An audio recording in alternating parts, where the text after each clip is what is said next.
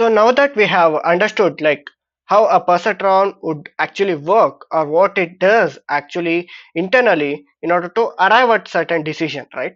So now just look at a mathematical way of how a perceptron looks. So this is a overview or a high level structure of how a perceptron would look like. So Rosebolt was the mathematician who proposed this perceptron model, and there were lot of criticism or opposition for this model because the way he proposed or the things he told about perceptron and saying that this perceptron actually analogies to the human brain neuron, most of the biologists would be very much triggered or very much opposed for that. Like they totally opposed this idea that oh no, this particular perceptron would not be a exact analogy, or how the functions of this perceptron would not be the same as neuron. It is not so simple as you are proposing right now.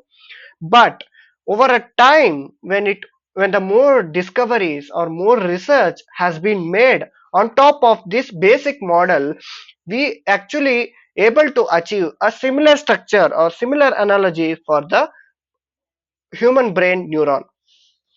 So first, let us understand what the proposed model by the Rosebolt past years ago. So he proposed that there is a structure that is exactly analogy to the human neuron, that is perceptron. This is a perceptron. So it accepts different input signals, say x1, x2, x3, x4 up to xk. Each input is associated, or each decision parameter is associated with a weight, say w1, x2 with w2, etc., xk with wk. So it accepts all these signals and gives certain output.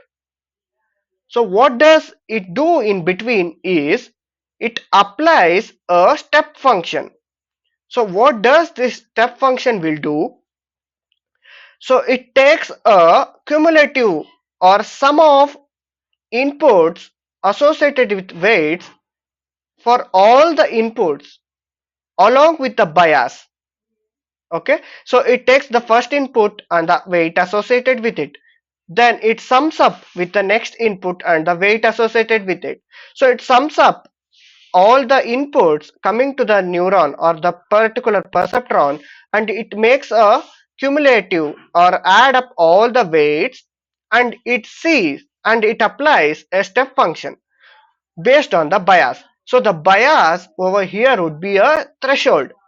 So suppose this sum is either should be a positive or a negative, right? So it should be either greater than 0 or less than 0.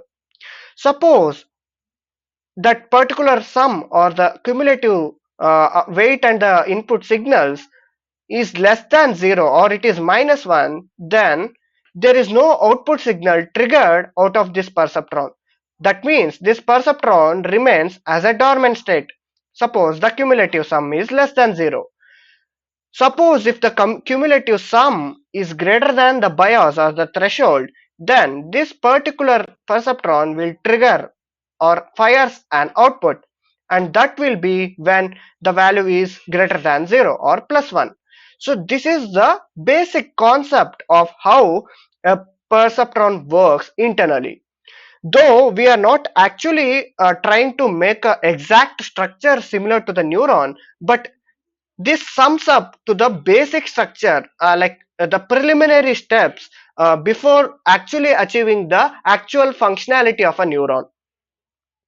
So the modern neural networks which we use today in performing various complex tasks actually built on top of this perceptron itself. There might be certain modifications or certain things which we add up to this basic structure in order to achieve a more modernized or a well performing neuron or a neural network. So there is a term called MLP. So MLP in the sense multi-layered perceptron. So though this single neuron or single perceptron cannot perform the task of the entire brain, but as we know, a brain is a collection of neurons, right? So the multi-layer perceptron would do the same thing. So when you do a collection of all these different kind of perceptron, and we see that, okay, if I pass these many number of inputs and weight associated with it, I am getting this output, and I will be matching that output with the actual output.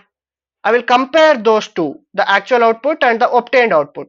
If they are matching together, then the network is fine. Otherwise, if the output is not matching the expected, we will be changing certain weights accordingly. We will change the weights and train the model or pass the input signal again, and we check the output. So we do it iteratively unless we reach a stability between the, or the a minimum difference between the actual output and the output obtained. So this is how we build a perceptron. So, and we make certain modifications, such as we add certain, like many more perceptron together, and we will have other functions along with the step function or activation functions, and which cumulatively build up a whole neural network.